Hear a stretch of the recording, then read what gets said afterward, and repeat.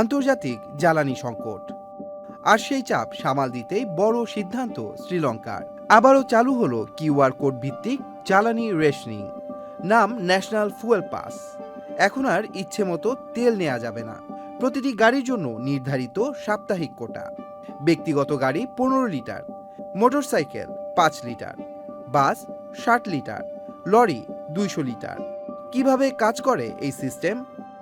নতুন রিন গভীর থেকে পরিষ্কার করে কাপড়কে রাখে নতুনের মতো উজ্জ্বল। নতুন রিন অ্যাডভান্সড পাউডার। প্রথমে নিবন্ধন করতে হবে জাতীয় পরিচয়পত্র, পাসপোর্ট বা ব্যবসায়িক তথ্য দিয়ে।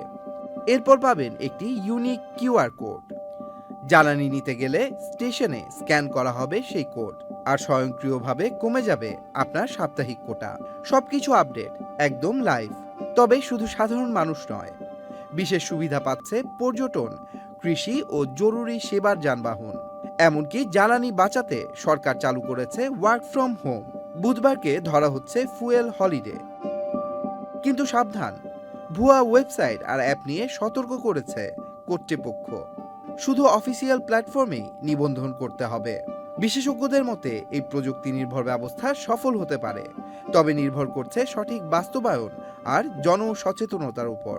জ্বালানি সংকট সামলাতে ডিজিটাল পথে শ্রীলঙ্কা। এবার কি অন্য দেশগুলোও হাঁটবে একই পথে?